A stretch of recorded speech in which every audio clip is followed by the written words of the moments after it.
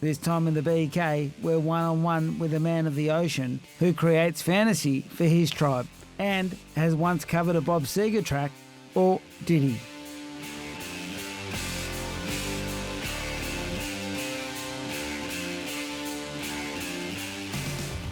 G'day ladies and gentlemen, welcome to the Brand Konnect. I'm Matt Jai, and this week we're catching up with a ventriloquist of life. That's right, an artist, a bloke who can speak virtually every language known to man through his pen, Mr. Benny Brown. How are you, Benny? Good, Matt. Thanks for having me, mate. Mate, it's an absolute pleasure. Mate, just a quick question. Obviously, you're an artist. What are you working on at the moment, mate? A couple of things. This afternoon I was drawing a event poster for Merimbula Surf Classic. Yeah, right. Well, what's that contest about and who runs it? It's a guy that has a company called Raging Bull Surf who I got onto through Barton Lynch, actually. I was working on his Blast Off Kids event and he was a sponsor and he just wanted someone to work on that. So that was one job. That's the first year I've done it. I haven't even met Gary, the guy that does it. I'm normally working on half a dozen sorts of things at the same time. So I'm doing a few things for some bands, an album cover for the Meanies and a T-shirt for a band called In Heart's Wake, a Byron band. Sick. Now just, obviously Barton Lynch, you said you don't know the bloke who's running the event down at Merimbula, but, shout out. You got to, go check out this classic, get down the coast. There's nothing better than supporting the locals down there. But BL, he's a good old mate of yours, I guess, from Manly. How long have you known Barton Lynch for? Oh, we went to school together. So, yeah, a long time, 40 years probably. Same vintage, eh? What, same class or...? Yeah, we're in the same form at school. Sick. There's a whole bunch of us, like all those guys from North Steyne. There's a whole bunch in the same form at school. And back in the day, what was BL like? Same as any other frothing guy. He was you could tell that he was very dedicated to being a professional surfer. And were any of you other guys, were you all like, wow, imagine that pro, Yeah, no, he had a standout natural ability. I think Matt Jones and Dean Carotta and a few guys were the same, but didn't quite have that sort of drive. Yeah. Yeah, right. And obviously to, be mates with him years later and to be working on his event and, he's obviously, a Aussie world champion and a world champion surfer. I mean, what's that like? It's good. We sort of... I hadn't seen him for a long time when I started working on this a few years back, and I've probably done the last 4 years or 5 years of the event. So yeah, it's fun. It's like you say, it's fun working with someone that you grew up with and stuff. And obviously, he's a legend. He's a top guy, easy to work with. And no questions asked. It's just good old mates hanging out. Yeah, it's good. Yourself, you've obviously, climbed your own, I guess, career. Mm-hmm. Obviously that's why we're having a bit of a chat. But I remember back in the day talking about board sports. I remember you used to pen a lot of skaties in the day. What were the skaties that were coming out of Manly? I was asking. Bonza. Bonza, that's it, isn't it? Yeah, they were the Aussie Peralta, weren't they? Or?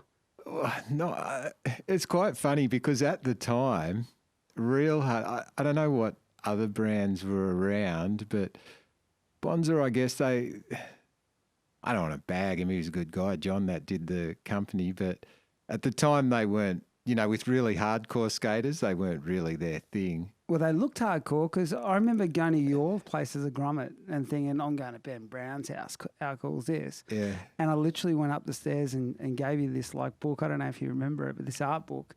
Because I was thinking this guy's the artist and these skaties are everywhere. But, they weren't built that well. Was that the deal or...? No, they were fine. Skateboards, they were good. It was just that I guess probably he got into the market and thought about, I'm going to start this skateboard thing. And there was cockroach wheels were around at the time, Tim Dawes and stuff. A lot of skaters had those. I guess there was probably DHDs and other skateboards. And Hanley? No. It was. I think it was David Hill Designs they were. And there was Aussie Skates. Manly Waterworks wasn't around then. If anyone knows of Manly Waterworks, it wasn't then. So, but there was a skate park there. So was there a big vibe and a big scene still there? Well, that was Skate City. I didn't skate at Skate City so much. Once those ramps got moved up to Curl Park, and I started skating a lot on ramps in the mid to late 80s sort of things with all the, you know, punk rockers and listening to hardcore music and skateboarding and stuff Scotty like that. Needham taking shots of the boys, or was he skating with your crew Yeah, then? he or- was probably around and stuff. It was more Durwood and Chad and Jamie Birtles, all that kind of crew. They were pretty well the pioneers and innovators of skating and that scene in Manly. And Yeah. I guess Blair Heath came after that. Blair, yeah.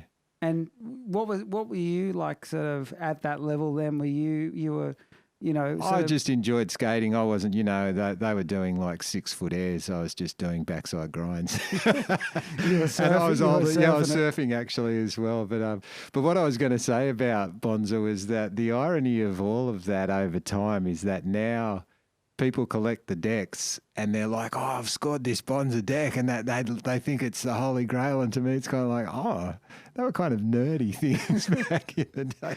But it was great because they had You got a Toyota Crown. yeah, and they had the factory up here was where the hot buttered factory used to be on Mitchell Road. And, you know, we'd be skating and bust skateboards and you could just come up and just drill one up together and you know, go again. So they were good skateboards and John was a top guy and stuff. But I just think the whole, yeah, it's funny looking back, you know, people probably got rose-coloured glasses when they look back at them now. You know. I guess that's the reality with most things these days. You know, you go, wow, remember when? Yeah.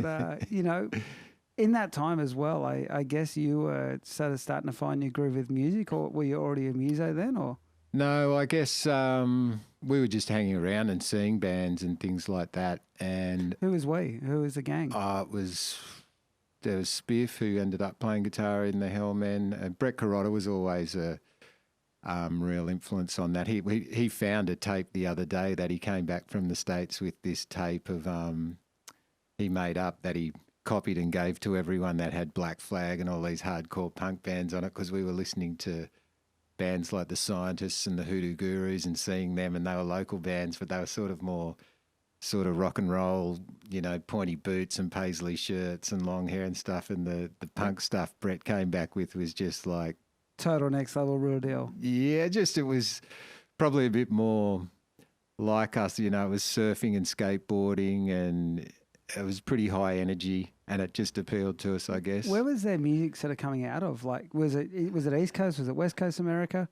The stuff he brought back was basically West Coast sort of LA style sort of stuff. The whole West Coast really, but I was watching a punk thing the other night and the music I really love these days is probably the East Coast stuff, like the New York stuff from the mid to late 70s, which was a pretty big influence then as well, I guess. Do you reckon it would have maybe changed what you're doing? If you got into that, you know what I mean, in that time? Well, I guess you sort of were without knowing. You know, it was the Ramones and like the MC5 and the Stooges and lots of bands which we knew and loved. But I think it was, yeah, there was just that sort of culture that went with the Californian sort of punk thing. That was, it was not like, trying to think of the band's names that came later. You know, there was that later sort of 90s California punk, which was quite big and stuff. It was a pretty small scene, and like the Blinks and all that. Is that what? No, from? much earlier. This was sort of mid '80s and stuff. So like the Pennywises and all that. No, even earlier. Another 10 years before that. Wow. Yeah, so it was. It's like a it was that lesson. kind of thing. Yeah, yeah. It was a lot earlier. It was the mid '80s, and the bands were like Black Flag and stuff. Were you studying music at school or? No, I wasn't. The Simon that I was living with was The technical musician. No, he was just singing in the band. That was not the Hellmen. It was just like a band that had Bim, Spiff, Simon. I think Poles, who ended up being in Rat Cat, was playing the drums, and it was sort of a small group of people that was seeing bands and that sort of thing, and we would, go to the city or see bands at the Mossman Hotel or Old Bryant's in Manly Vale, Manly Hotel, places like that. And I just started drawing handbills and stuff like that for Carotta's band, for right. Mass Appeal and stuff like that. And then I just ended up in the Hellmen. The Hellmen sort of just organically fell together, and at one jam I was there and Simon wasn't there, and I was like, I'll have a sing, and had a go. And then, we kind of pulled it together and went from there sort of thing. It was, yeah, the band changed a bit. It was probably more punk rock, and to the earlier versions were more, like I was saying, you know, more swampy sort of stuff. And how was it to, you know, sort of fill those shoes to get up there and have a sing? Had you always sort of been like running lyrics through your mind and stuff like that before? Or? Not really, no. It was just because you were there. It was pretty easy to do, wasn't there? There's no skill to it. I didn't bring any particular skill set to the table. It was just like, yeah, having beers and just making noise and just, you know, high energy sort of thing. And then I don't know how we sort of practiced so much and then got shows, and then we pretty much got signed to Waterfront Records off the first or second show we played. So what was that like? Was that like another whole like psychological trip where you're like, far out, we got a deal? Sort of. The deal was pretty much these guys that had a store in the city and a label and stuff, and they were like, you know, when you guys are ready to make a record, we'll put it out. And that was just a handshake, spoken word sort of thing. That must have been such a buzz. Yeah, I guess right? that probably drove us on a bit more. And we were on a compilation album before that. You know, I can remember recording in Bondi Junction, we did a Stooges cover for a Stooges tribute record and sick. That must stuff. have been feeling good, you know, like sort of giving back to, well, you know, so paying homage to those that sort of set you up mentally, you know. Yeah, you're just into it, and you know, like it wasn't a big scene either. It was. Drum Media, was that the press that was Drum running? Media was around, and I think it was probably on the street in those days, and then it turned into Drum Media later. And I think it was just. Yeah, it wasn't a big scene. You know, again, people look back with the rose-coloured glasses at that. It was a couple of hundred kids that were all weirdos just going to see, because the bands that played together weren't all, you know, it wasn't like all punk rock bands. There was sort of jangly pop bands and Carottas bands, super hardcore, fast. We were kind of grungy and rock and roll and punk, and we were a lot of things thrown into one.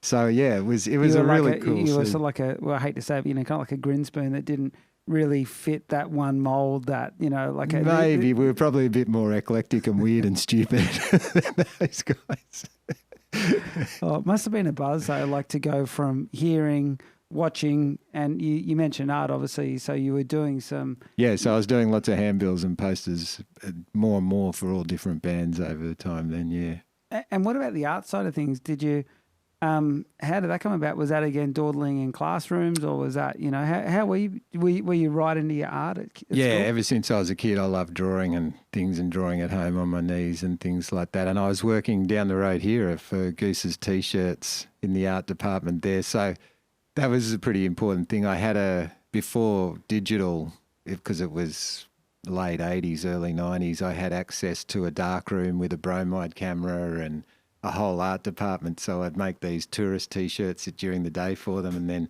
sneak into the dark room with all these punk rock posters and flyers and put them all together and be able to do that. So that was really good access to have that sort of thing in those days. And then at your fingertips. And they were cool? They were No, I had to do it in secret. Once when I was away, I was in Queensland, and he went into the dark room and found because everyone did it. There was 3 of us in the art department, and the guy got fired. I was lucky I wasn't there. Otherwise, he probably would have. Yeah. And what were you up there surfing, or what were you doing up in Queensland? I think so. Just mucking around up in Queensland surfing, or could have been there with the band. I don't even know. Can't remember. That must have been such a moment of relief, and also thinking, oh no, have I got the bullet on me? Or I was already kind of freelance. I didn't have a proper job there then. I used to freelance and go in, you know, and get paid by the day. I used to get I think $200 a day way back then to just go up there and draw koalas and stupid things. So have you ever had a proper job? Did you ever, you know, sort of think? Because I know myself, like as a young filmmaker, that's what I was. Obviously, I probably still am, but I remember I used to look at people down there at Manly walking along, like, you know, weekends, thinking, huh? Yeah. Like, are they kidding themselves? Is there not much more you can do with your life, you know? Yeah. If you know what I mean, like they've got the Monday to Friday. I mean, probably it worked out better for them in some ways, but the art world. They own big houses now that are worth like. Yeah. They don't go through. No, you fell through the crack. No, I had 1 or 2 real jobs at I worked at sailboards when that was a real huge thing up at DY behind the Tymo. I used to work there in a factory. That was funny. Making sailboards? Yeah. That was about 50 kids that were all pot smoking, drinking maniacs living. Apart from you, of course. We're working next door to the pub. So we'd go to the pub at lunchtime. It was crazy that Time, was it time? Yeah, right. Yeah. So that was probably about the only real job I've ever had. And then I started just doing a lot of T-shirt stuff in my early to mid-20s. And then it was music that I was probably lucky, got a break through that, working for bigger promoters and doing bigger tours and things like that. And then I guess started working for magazines and things like that after that. A bit of both, a bit of doing apparel with places like Goose's, but probably more serious stuff through music and that. Well, you've sort of seen it all happen, I guess, because you would have seen tape go to CD or vinyl go to tape to CD to obviously digital and print, there's... Come all the way back again. Or never come back. Oh, well, the vinyl's really back again now. Yeah. So, it's fun doing... A lot of bands now will put out because when CDs became the thing, it was very boring to package a CD. It was a tiny graphic and a booklet. They were really stupid format for art because, when you've got a record, you can look at it and look over the back of it and inserts and things like that. So the fact that they're back is really quite cool because most bands now will do vinyl. Yeah, right. That must feel good, to actually be designing for what you used to love, right? Yeah, it's great. And it's fun doing the packaging because you'll get a download code with it because there are a lot of vinyl freaks out there, but I'm not. I'd much rather just stream it. Yeah. But it's good. It's good that sort of things come back, I guess. And with the streaming stuff, obviously, the Hellmen and the Hellmen, from what I hear, you were telling me on the blower the other day, things are, sort of you might put your crispy voice on a few more tracks coming up. Do you look at the digital thing and think, how do I release, Oh, not really. No, with the Hellmen, we finished in 94 and then we did we got together in 2010 for a big show. That was at Sydney Uni. That was just fun to do, easy for us to do because everyone lives all over the country and we didn't have to organise the show and get the gear to the show and stuff. We could pretty much just turn up. And blow up and get it done. Yeah, so we did that and that was a lot of fun. And then it's kind of too much. We probably wouldn't do anything as the Hellmen again. We played at a party a while ago, a few of us we were a cover band because it was Fuely and a bunch of other guys. I was the only guy from the band because everyone lives out of the city these days. Tributing your own band. Yeah. Did it feel good? Was it cool? That was really fun because there's, it was odd playing again because in 2010 when we played, it was at the Manning Bar at Sydney Uni and it was sold out and it was a big show and it was just weird. It didn't feel like I was... You really used to it when you're doing it all the time, but doing that sort of show then was good fun, I've got to say. Bit rusty or just didn't feel like you? No, I felt like, I've had kids and stuff by then. I felt like a dad doing a bit of dad rock. And the songs have changed you that inspired? No, the songs we played fine and, we played well, but it's just a different thing. I think it's a lifestyle thing when you're younger. So you're a bunch of maniacs, travelling around together and playing. And so I don't think we'd do stuff as the Hellmen again, but I still do muck around with friends and record and do music and stuff like that now, but just not on any serious level. Nah, you're not probably going to play. What are you working on at the moment? Then musically, just with the boys. Nothing. I've been doing some vocals for Kent Steedman, who was in the Celibate Rifles. When Damien Lovelock died last year, they had a big show at the Enmore.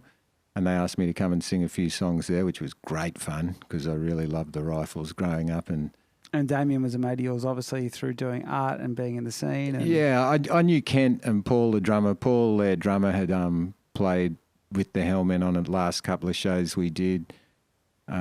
He played with us, so I'd known Paul since then. And Kent used to mix our band a lot and stuff. And we'd played a lot with him, so we knew all of them, really. And it was great to be asked to go and play with them, and then the best fun was actually being in a rehearsal room where it's really loud with no pressure and just smashing through the songs and thinking, shit, this is doing it with these guys, this is cool, So that was really fun. That must have been a trip, And then the show was at the Enmore, and that was sold out as well, and that was fun playing in a big theatre with them and stuff. And You sung one song, or what do you? I did 4 songs with him that night, and after that, Kent just got in touch and said he had some of his own stuff, and did I want to come and do some vocals on that? So that's really loose sort of thing. There's probably no intention to play live. The other guys in the band are in Melbourne.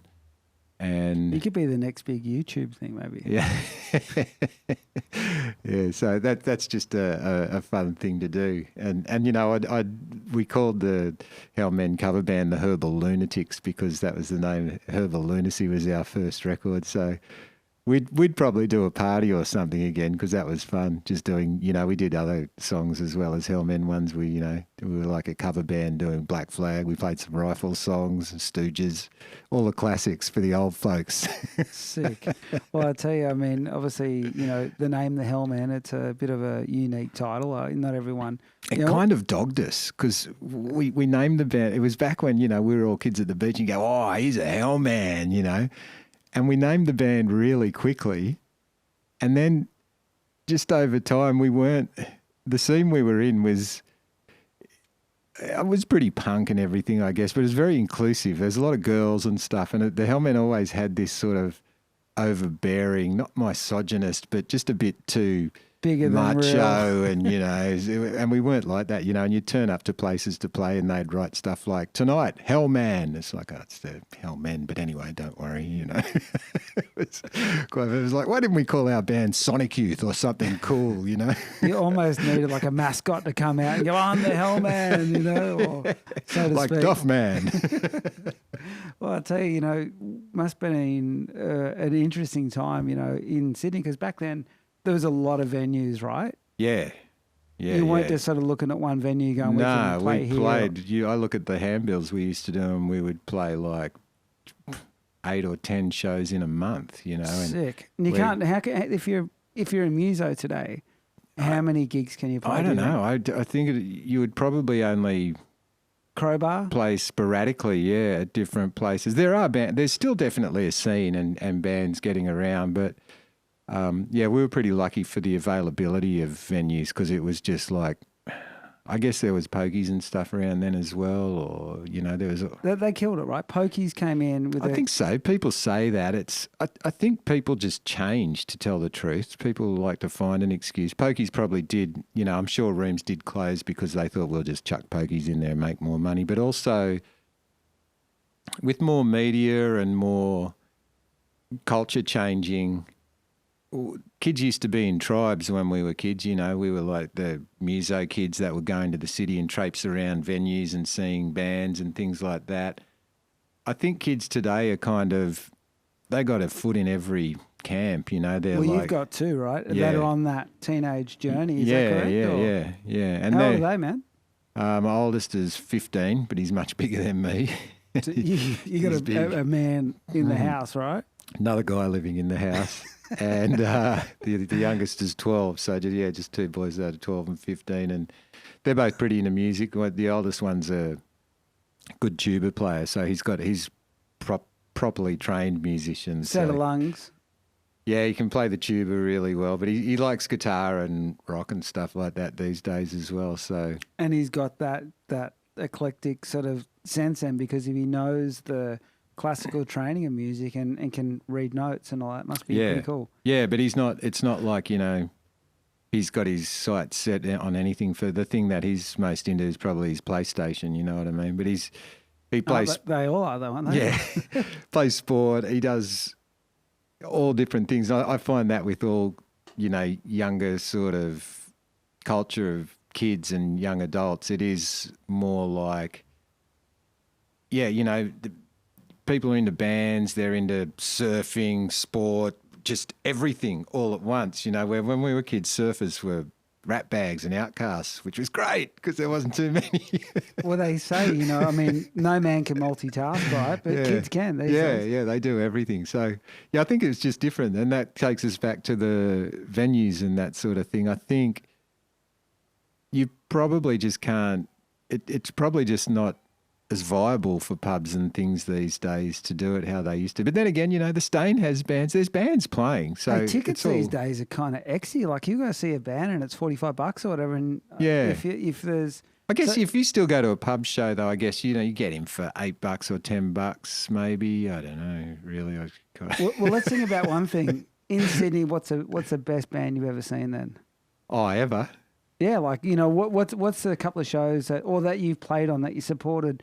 What are those moments in music that just sort of resonate with you and think, far out, man, that was cool. That was a moment. I'm glad I was there. Or I suppose we played at the first big day out when Nirvana played that one. That was pretty cool. We played in the late afternoon, about an hour or two before they played. That was an exciting day. That must have been massive. Violent Femmes headlining, right? Yeah, but there was only like 5,000 or 6,000 people at that. Like compared to the whole big day out. Yeah, so later it would be 30,000 or something.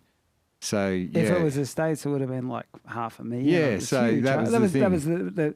That was the I guess the Calder, and that was as big as you could get in music, right? Yeah, so that was when it was kind of turning into a bigger thing, and that's when you pulled the plug. We actually split up. We were signed to Waterfront, that label I was saying, and then we kind of split up. And then we reformed again once we saw what was going on. We were like, we should get a deal. We might get a credit card with this. So we did. Hey, and we got signed to a major label and stuff, and they, we got to fly to shows and stuff for a while. But sick. I think the first half of the band was probably where you were a relevant happening thing, and then the second half of the band, it was still good. That was when we played the first two big day outs in Sydney, and we toured a bit more than we would have and stuff. Soundgarden headlined the second one, so that must have been nuts for you too. Again, another huge act. Yeah, right? but we were just playing on side stages out in the sort of thing. But you're on the bill though. Yeah, and then I guess other shows that I liked, we played with Fugazi at the Manly Youth Centre. That was quite cool. And another LA band, Red Cross, that I really love. Played with them. Rewarding, of course. I mean, throwing back to where you had that inspiration. Yeah, and I can't remember. I used to remember all that stuff so well now. If someone had a list of things in front of me, I'd go, oh, yeah, that was cool too. But, it's all kind of just a blur these days. I saw Spectrum on the weekend. It had like AC/DC's... I guess venues they played in Sydney. Yeah. I heard they did play at South Curl at the, Curly at the Scout Youth Hall. Centre, yeah. Did you ever see Akadaka as a kid? Or no, and I was kind of never into them a lot. Like Spiff, the guitarist in our band, loved them and went to go and see them, back in the day and stuff. And I was just, to me, they were bogan rock. I was like, World War 24 kind of thing. Or... Oh no, World War 24 were funny. I knew Bird. Right. AC/DC were kind of. I get that people love them and stuff, but it translated well in like Europe and the States. Yeah, for sure. Yeah, but it was the same sort of blues riff rock all the time for me. And I was probably just into faster, more. Yeah, just probably different and that kind of thing. I just think when I was growing up and they were popular, they were like, just tough, heavy. You couldn't see lips to their music, like wave lips on top of that, or skatey sections, Yeah, and that'd be weird to kids now. They'd be right into it and stuff. But yeah, in those days it was tough, westy, heavy music. That was like, I'm just going to listen to the Eagles or something. And Manly per se back then, it was totally like I think I moved to 85 to Manly, and super lucky to live right there in Pine Street. But, right near the beach. It's just like freaking God's country. It was a great house, that one. Mad, Mum's still there. Yeah, and right. It's classic. But, to think about what Manly's become now, do you remember those cafes and that came in, or everything just sort of shifted? The Hotel Manly vanished. Yeah. Everything shifted. What was it like for you then? Were you thinking, shit, what's Manly doing here? I guess it happened over such a long period of time that you don't notice. You're still looking at the changes happening now, like they just finished building a place on the beachfront at North Steyne, and I think the top floor penthouse was like $15 million or something, and, you're just thinking, wait, what? Well, that was the old Banff, wasn't it, or something like that? Yeah, it was Banff, yeah. Johnny's old place, Johnny Goff. That's nuts, isn't it? Yeah, so... A mate of mine said to me, an apartment went in there for 200 and you could have bought all four for 8 at one stage, or just under $1 million. Yeah. So, I mean, that's how people view all that stuff now, is like a developer's... And the suburbs change too. You know, they're mostly sort of Macquarie bankers that are living all around those streets now, and the houses are worth so much. I remember talking to some of the young guys that were, 20-year-olds a while ago and going, where do you guys actually live? You know, we could all live right on the beach when we were teenagers and early 20s and stuff in, 3 of you paying $50 each or something. So... And where are they at? They were paying like $800 for a unit up in Fairlight or something. It was like, wow, that's a lot. They got postcoded. Yeah. And they've got to do serious work to pay for it. Oh, man. Living in Sydney's a trip, isn't it? Yeah. So your kids, obviously, you said that they love their music and they live in Sydney. You live in Sydney. This is, I guess, I hate to say it, but where you'll maybe your bones will rest because, you're Sydney, unless you would have gone that North Coast sometimes, route. Sometimes I think that I could live out of Sydney, but I like especially Sydney's gotten a lot easier to move around in these days to like when we'd go and see bands, unless you were getting a ride to the city, it was so hard to get to somewhere like Newtown or it felt big. Something like that. Yeah, it was a long way away and it was just hard. Whereas now it's very easy to just get like a ferry or a beeline and jump straight on a train and you're in Newtown like that, and have a couple of beers and do whatever you're doing, cook up with people and stuff. So I like that about Sydney, how you can go and see shows like a band or go to art shows. There was for a while a lot of art shows happening in the inner west, particular. Probably it's kind of gone quiet now, but it's say from 2012 or 14 or something to 2018, there just was like gigs. You could go out and drink free beer at anyone's art show, just stand around and hook up with some friends and then go to the pub afterwards. It was like your pre-start. Yeah, it was good. Obviously, art is one of the things that you're brilliant at and that you love. It looks like you almost see two sides of an apocalyptic life. You see a little bit of fun and hilarity, like sort of in it, and then you see the bones and the meat of it all. What inspires you, Benny, with your art? It's pretty much take the piss. None of it's very serious. I always love horror movies and punk rock records and that kind of imagery that's just kind of confronting and shocking when you're a kid and stuff, but it's almost like a culture in itself these days as well. So it's cult films. Yeah, just, weird shit I loved growing up. I still do, Do you sit there at night and just like watch it occasionally with a bottle of whiskey and think, I could do that? No, I can't. Hangover's too much for me at this age, so I don't drink as much anymore. I do love watching old films and stuff. Like I got a thing with Frankenstein and that, Frankenstein movie and The Bride of Frankenstein just continually pop up in posters and pieces of art that I do without me even meaning to, because they're just such great themes and that golden sort of period of those horror movies. And again, like the music we were talking about at the time, that was pretty stupid, low rent, no one paying attention to it. And then it creates a life of its own, 80 years later or whatever sort of thing. So, well, it's pretty amazing because if you think of like, say, even, Metallica, you got Hammett, and Hammett's like this pretty dark dude when you look at him, like in his makeup of who he is. Yeah. And then he's got this mad art collection. Yeah. Does that sort of inspire you to want to like collect as well? Or do you just like to collect through your If I had a big house like Kirk Hammett had, then I probably would buy and collect stuff. I actually stayed in his museum house one night. He looks like the only cool guy out of the whole band, actually. Trujillo's a legend. Yeah. Trujillo's super cool. Yeah. I mean, they're probably not bad guys, but I mean, I remember seeing that film and James Hetfield went and killed a bear, and I thought, oh my God, what are you doing that for? And then Lars was drunk trying to sell his art collection and getting upset because it wasn't getting enough money. He's like, do you need more money, Lars?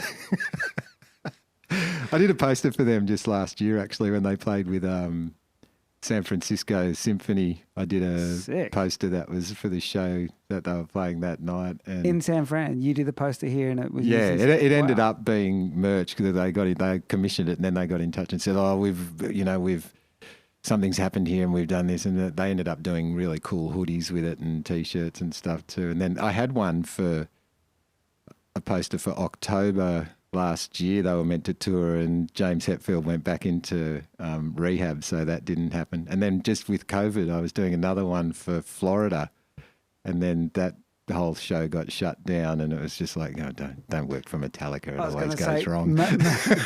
Maybe they should contact you and say, do you want to work? And you say, no. You won't tour if I work. Yeah. If I do the art, the show won't go ahead, or something will go wrong. There'll be a global pandemic. Yeah. Or you'll go to rehab. Yeah. It'll be the end of days. Mate, so, these days, obviously, have you got your characters that you formed as well with your art? Have you got, obviously there's Fred Flintstone and Barney Rubble, and there's a few other sort of cartoon characters, and Mr. Jetson. Have you got your characters?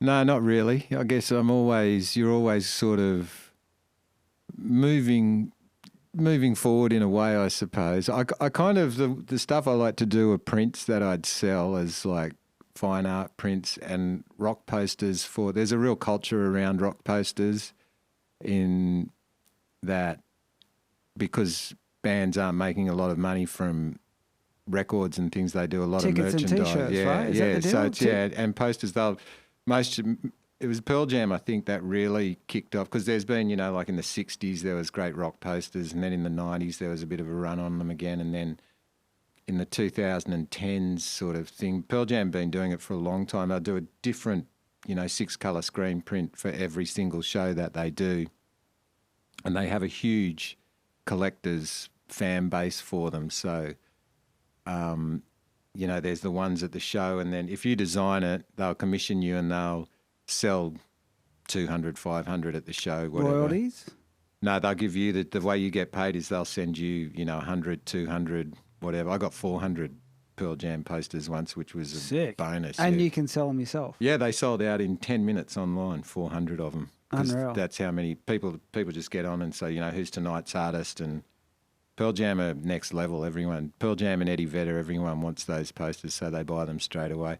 Metallica, I imagine, would be the same way, and that's the model with like Mr. T-Cert, these guys that are a merchandise company that I work with from California. They're cool, and that's the model they use. But then I did Guns N' Roses just recently. Like they played at the LA Palladium, at the Hollywood Palladium, and I did a poster for that. But is that their main poster they use, or they? No, again, it's like that's for the night, so they're online. I looked them up the other day because I thought, I wonder whatever happened with that poster, and I looked them up to find out. And see, if I do them, they're signed by me, so a collector likes to get, cool. And it's a different colourway than at the show too. Like, this blue shirt will be purple, or it's slightly different than the show, so it's the variant, they call it. Sick.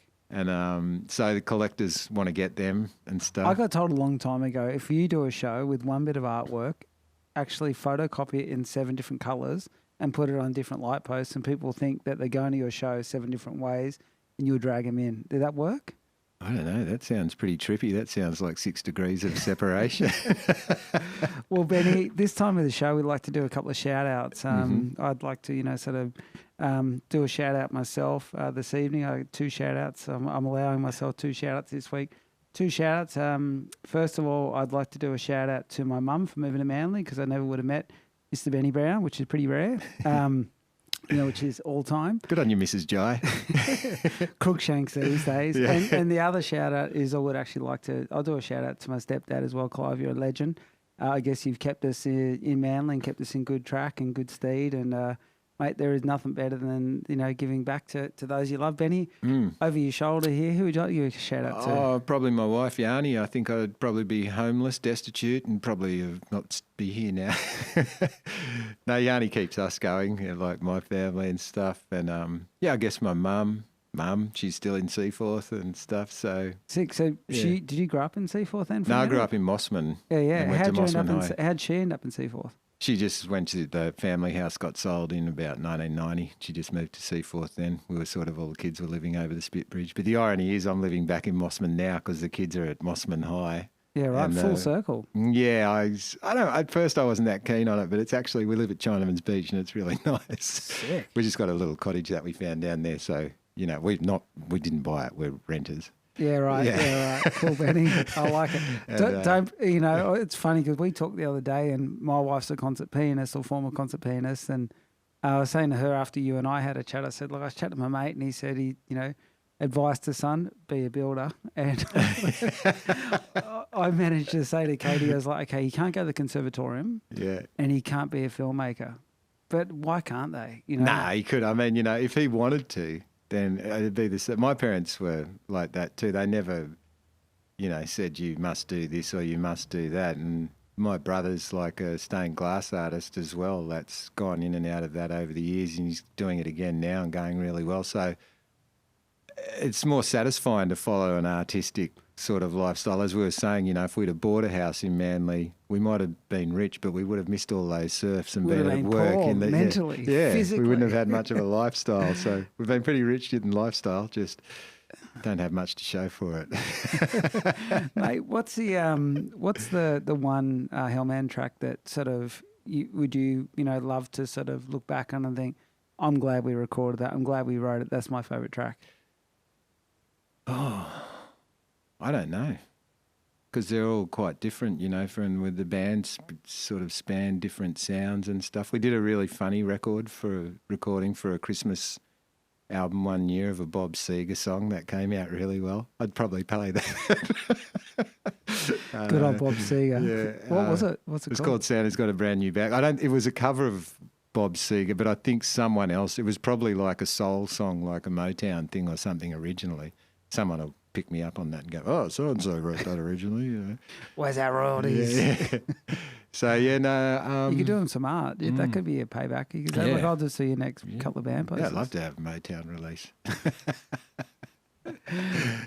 Classic. So, obviously these days, Manly's, a whole new beast, but there's been some incredible surfers that have come out of there. Kai Otten's probably our last bloke that was on the CT, even though he's from Tartha originally. Yeah. What's that Manly surf scene been like to see and change? Is it just a zoo of like banking kids now? Or? It's great. I mean, there's a whole crew now, like Brett Carotter's kid Axel's a really great surfer, and his friends Tian and Saxon Reba, the Rebas. Definitely. Saxon Reba's good a really athletes, great the whole family, right? So Saxon's a really great surfer, and it's great seeing all those kids come up. And like I went on Dayan's 40th birthday trip to the Maldives with him and Kai and all those guys, and they all still seem like grommets to me, but it's like, oh yeah, you're 40 now, and that was an awesome trip going that must away have with been those guys. rare, hey? Yeah, it was great fun. With Timmy from Aloha and the boys. Yeah, we were the older boys on the trip, but that was a fantastic trip. There's about 15 of us. That was about a year ago, or 18 months ago. Benny Serrano causing a ruckus. Benny Serrano dropping in on everyone. He kind of thinks he's Tom Carroll with the mo occasionally. And then he just give you a treatment, little rub down afterwards, Mate, those hands of his, they're about as smooth as Cooper's, don't you think? They're unbelievable. Yeah. So, it's great. I love seeing all the different kids who do you think could make it out of that? Who's got the... Because look, you didn't just become a good artist overnight, right? And you didn't end up just singing, and reaching the big day out overnight. Because I heard you had the same manager as Rat Cat, right? Yeah, Joe, he's still a good friend. He's like godfather of my kids. We went to school together too, so we're still good friends. But I think with a surfer, you've got less time. So, like the guys we know, say Dayan and Kai and Bo Mitchell, it would have been hard to separate them when they were young, but they all had different, Kai really hit it on the CT, and Dayan was riding well. those McCoys. He was the best surfer at North Steyne for a long time. Well, when he got off him, he started ripping. It's hard to pick or know. Do you reckon one of them could do it? They got that? Has any of them knuckled down? Are they freaks? They train and fully. They're good, and the club North Steyne Boardriders is a strong competitive club. Dimmy, you've absolutely hit that on the head, that thing. So they're good. He's back from Queensland too, right? Yeah, he's back, and he's doing podcasts too, mate, so you better watch out. I know, the Hennessy Files. We've actually got ads coming up here soon, so, I hear you're doing his artwork. It's done. I'll have to do some for you now. Is he as bald as me in the artwork? No, I didn't know. All it is just, it was like, the Hennessy Files writing, and send it to him, and he said he'll send me a North Steyne Boardriders windsheeter, and I said, yeah, good, cool. Well, that's how it should be, right? The kids that are coming through now, and you mentioned Durwood back in the day, the Charlesworth brothers. Yeah. Were they the benchmark at the beach in between, say, the Justin Cook and Barton Lynch sort of era, Richie Lovett? Rich was obviously a Mossman boy too. Yeah. And just one other sort of question on that. I found that living in Camaray, when I go to the beach, I surf. you know, when I lived at North Steyne, sometimes I get lazy. You get complacent because you live there. Yeah. Do you think that's the hunger factor that got you guys good? Probably. I've noticed that again because I was in Balgala Heights for a long time living there. We lived in the same house for about 10 years and we moved over to Mossman because Yanni, my wife, was a pilot before COVID and stuff. So she was working for Qantas and... Pilot? Yeah. Sick. And she just moved to Virgin and was a jet pilot just before COVID hit. So that's got to don't know suck, when doesn't it? Because she would have had like the whole dream to be a pilot and then nailed it. And then there's no She's a planes. goals-orientated person, very much. So she wants to be a train driver now. She's not even waiting for aviation to come back. Just drive the next big thing. She's just right? like, yeah, no, I'm applying for all these jobs to be a train driver. It's like, great. Love it. Cool. She's a genius. Yeah. Trains are still running, I hear. Yeah. And the boys are at school. Harrison, because of his music, went to Mossman High because it's a performing arts school. So that's how we kind of ended up there once we moved out of that house. And do you find yourself now that you're down at Chinaman, when you hit the surf, you just surf? Jackson still goes to Balgala Heights Primary, so I drop him to school every morning. And yeah, I think you do kind of... I'm a lot more organised. When I lived at Balgala Heights, I'd probably get down to the beach, you know, and I had a studio down at the beach too, right on the beach. Just wow. we were there for a long time too, had a studio just behind where Sunshine Surfing was. We had a great studio. That's me and sick, three that's other guys, isn't it? yeah, in just Smith Lane there. So we're probably, lazier. I think I got it gives me more of a routine, And reason, I guess, you know. Yeah, you just drop You the go kid to at the school, beach, you go hit to the the surf. beach, and I've got everything with me and I'm right there. I'm Yeah. like, I might as well go out. I got to a point, the boys are like, they go to the beach, they all live here, and we get to the beach and they go, oh, yeah, let's check it. And I'd already had my weddy on and be walking down there and they go, are you surfing? I'm like, well, didn't drive from Camray, fellas, to look at it, so to speak. Yeah, you know? I know what you mean. But I probably, now that we were talking the other day, that the house we're in, it was a really good find. It backs onto a little park and onto the beach and stuff. But I'd probably prefer to live back. I like living in Balgala because it was just sort of away from the madness of Manly when you're a bit older. And, you know, close enough to the beach and that sort of thing. I mean...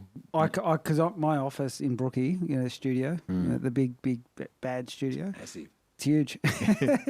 And then, you know, we're in Camray. And Camray, because Katie teaches at Monty, so it works. Yeah. She can walk to work, and the pregnancy thing, I wanted her to be in the zone. But yeah, I always, you know, like today I had to do a job out at St Mary's. And I was like, far out, I've got to drive from Camray to Brookie to St Mary's, and if I was there, I'm kind of like a third of the way there. But you know, and then if you want to have a surf, it's like another whole head trip. It's like, can we move closer? But it's just so expensive, right? Yeah, that's the other sort of problem. That's what I mean. I mean, you know, Mossman, I think a lot of people think's expensive, but it's actually more in line with Balgala, and Manly's just out of the question, really. It's like, did you realise how good it was when we grew up there? No, it was you didn't, because it was just like, you didn't think twice about it. It was cool because it was affordable and it was, you know, fun and stuff, I guess. So it was a trip, wasn't it? I started to notice, we were in a unit at Queenscliff for a long time, Yanni and I, before we had kids, and we'd lived in it for about 7 or 8 years, and it had a really great view of just Queenscliff, the beach. It was next to Pembroke, the big block, and looked straight down the lane. And I had a studio down at Manly in the Corso, and everything was so easy. Dialed. And then it came up for sale, and that was like $600,000. And that's when I was like, $600,000, which is cheap by today's standards. But that's when I first started to really notice and go, that's just out of control. How can this be sustainable? You know, how can it go on? But it has. It's trippy. You know, I thought with COVID, the real estate market would just absolutely get flogged, but it got weird. It got busier, and then you had to do these private things. And we've been looking, not for me, but for one of my wife's family. Yeah. Helping, you know, sort of the eye locally, because she's from Taiwan, and you know, but she's lived here since she's 13. But the cost of it's just rad. Yeah, it's just crazy. That was when Yanni stopped flying. We were sort of like, because I always wanted to move back closer to the beach and stuff, and then she was kind of like, I don't care if we do. But once she said that, I was kind of like, I kind of like my studio I've got here downstairs and stuff. And then the owners are next door and they're pretty nice people and they actually put the rent down for us. We asked them if we could pay, a bit less. And We got that. We got a were really cool with good it. thing. Yeah. Like good. It's actually so. You see the colour of people during this whole scenario we've gone through. Totally. Where do you see print coming then? Like, do you think print will ever go full circle? Because obviously vinyl has. Like the Manly Daily is gone. All these, Yeah, I heard today on the news. So I imagine that the News Corp local papers they're talking about, the Daily would be one of them. I mean, I don't think they can compete with essentially what people can learn themselves. No, and I heard a guy just talking when I was driving here, just talking about how, it's like radio to television and things like that. It's always happened, I guess. So I don't know. I don't know if people do like things like magazines. There are some magazines that seem to survive and people like, in the same way they like to get a vinyl record and pull it out and hold it, but then probably play it, streaming it on their computer. But to have that, I think books are the same. People really love books and a nicely printed books, and books still seem to be going. But as far as a local, to tell the truth, I used to love just getting the Daily every morning and, having a cup of coffee and flicking through it. It could easily come back with, if someone can work a model out where it works, because by the time those papers have all disappeared, they're not locally owned. They're owned by Rupert Murdoch, who's in New York, and it's all part of news, and it's not going to work for us. Facebook are ripping us off and stuff. The cash has got to go, and the momentum's got to shift. If someone can come up with a model that works, like the that's brand Konnect local, kind of thing. Well, it's just a local thing where we just print it. Remember when the Daily was printed in Manly, and stuff. So, yeah, I guess if that could happen, then it could go full circle again and stuff.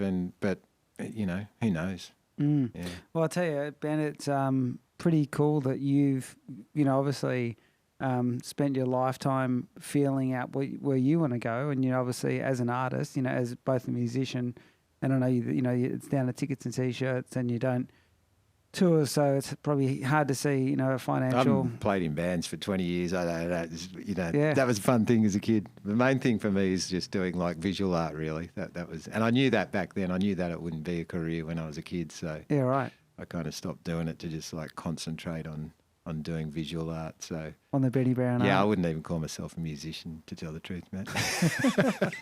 I don't know about that. I mean, playing the big day out, I had someone go, he's played the big day out. Like, you're talking to royalty. And I'm Yeah, like, he played at Bryant's at Manly Vale. Bullshit. But, to be able to continue doing what you do and to be able to utilise, your creativity, it must be just such a trip because you still do a lot by hand, I guess, right? I do. I got given with a promotional thing about 2 years ago, a company called Wacom that make tablets to draw on. They gave me a tablet and I started drawing on that a bit and then more and more, and I got used to it. And then I still use that a fair bit. And I've also got an iPad that I draw on a lot. So I draw on tablets a lot, and people say, oh, I love that poster, I'd love to buy the original drawing of it. And it's kind of like, oh, there isn't one. I could send you a JPEG. So there's that sort of side to it. And I do know a lot of purist type of artists that, they're like people that are like musicians that love old guitars and old amps and vinyl and things like that. There's a lot of artists that are the same with that like, do it on paper and things like that. But I don't, I understand what they're into, but I don't really care. I just like the end result, whatever way I'm getting there. It's kind of like Andy Warhol running around with a, like a Polaroid camera or something back in the day and stuff. I don't this care is a trip. Look what I'm doing. I'm sitting here switching the show out, Yeah. It's not like you want know. to, shoot it to film, get it developed and see it later. You just want to make the best thing you can. And at imagine the if time. I sat here and then had to edit this down later and you'd be going, should we cut that out? Is that right or wrong? Or, and look, there's a better angle there look, that's a great wide shot and there's a shot of Ben and here I am. No, it's technology is just the gift we've got to use, right? So I totally agree. And I'm not totally pro technology and anti-old stuff. I don't care. I love how old people do old things. And I still do paintings and draw on paper and stuff for particular things and that. But I just love how quickly I can execute a drawing using a tablet. Especially for work, it's very fast, much faster. And I think the product's better for me in the end too, you know, like what you come up with and stuff, whether it's a screen print or a digital print or whatever. It's a really good, quick way to get there that I like. So I don't mind how I do it. I like it, Benny. You know, you got to move with the times. Now, Benny, if people do love your art, how do they find you? Do you have the Ben Brown website? Yeah. It's just Ben Brown, benbrown.com.au. And sick. I'm on Instagram as Mental Ben, just MENTALBEN. Not Simple Ben. I think that's kind of where that came from. I think it was a Simpsons episode where there was the bear and it was Gentle Ben. And we were drinking at our old studio one night. Wouldn't Mental Ben be a funny name? I was like, it's my new Instagram handle. I've had it for years. Mate, Instagram is a trip, isn't it? Like the whole, what about the Instagram models? I mean, Elle McPherson must just rip her hair out. She's probably still got some, I don't. But she must, you know, the women that actually became cover girls, you know, they absolutely nailed it. I think, look, that's another thing of technology that's been really great. I used to, when I had a studio in the Corso, I used to walk down to Humphreys and flick through magazines to kind of get inspired and, you know, like, wow, look what's happening overseas and things like that. Instagram's really great for visual artists to look and connect and see what other artists are doing, and I love it for that. And it's also a great selling medium. When COVID began, I started doing, for the first time in ages, just work of my own, not commercial work, and put it up. And I kind of at a bit of a crossroads now, wondering, I was making as much money from prints from putting them up and that sort of thing as I was from the commission work I was doing, which is kind of boring these days to me, following a brief when you could just, you've always got really psychotic ideas you think of at 3 a.m. Well, imagine doing that, you know. Imagine waking up to Frankenstein dream. Well, you know, like a ballerina as a skeleton with heaps of flowers because, you know, there's such a contrast between, you know, all this and all these stupid sorts of things I've been thinking of lately. Which are what people like in a kind of print right now. So, how do you sleep at night? Do you sleep good? Do you pull the sheets up at night? Are you kind of that kind of person? Or? You know, I sleep pretty good. I wish I was a little bit more motivated and creative. I'm pretty lazy. I'll go to the beach and surf too much rather than be in the studio working studiously. Like a lot of artists I know, you know, their whole thing is they'll do artwork that has stuff that's like drink coffee, work all day, sleep, hustle hard, you know, do it all again, that sort of shit. I'm just kind of like, I'd much rather go to the beach. I was doing a talk for some guys in Melbourne one time and I started talking how I think surfing was the best thing I'd ever done and I really love surfing. I could see them looking from the side over at me like, you're meant to be motivating people about art. And I was just, I had a few beers. Surfing's probably the best. You should all give up art and just go surfing. That's all time, mate. Well, I'll tell you, if you want to learn a little bit more about Benny Brown, Mr. Ben Brown himself, go to benbrown.com or go to mental. .com.au. Oh, sorry, .com.au because we are in Oz. Yeah. That's right, isn't it? Yeah. Oz. Yeah. Yep. And if you want to, you know, connect a little bit more to learn about Ben, obviously, you can do it through Instagram as well. That's more reliable for me, Instagram. And it's more inspiring, as Ben would tell you, the mental Ben. You see you'll see newer stuff of mine on there. Although, no, I am pretty good with my website. I put new stuff up there just in case someone wants to buy it. Yes, it's available. Well, there's nothing better than offering people something new. Benny, it's been an absolute pleasure to chat to you and learn a little bit more about what got you to be, you know, the man that pens a million ideas and also has sung a lot more and less. I'd say vocalised rather than sang. Mate, I'm Matt Jai. This is the Brown Konnect. That's obviously Benny Brown. And we'll catch you next time. Remember, the most important thing is love yourself, love your friends. And if you can't love those within your community, who can you love, Benny? That's right. Thanks a lot for having me, Matt. It was great fun. Mate, real pleasure, Benny.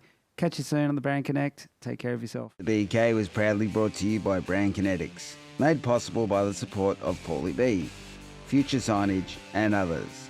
Many thanks to our special guest and you, our loyal followers. Catch you next time on the BK.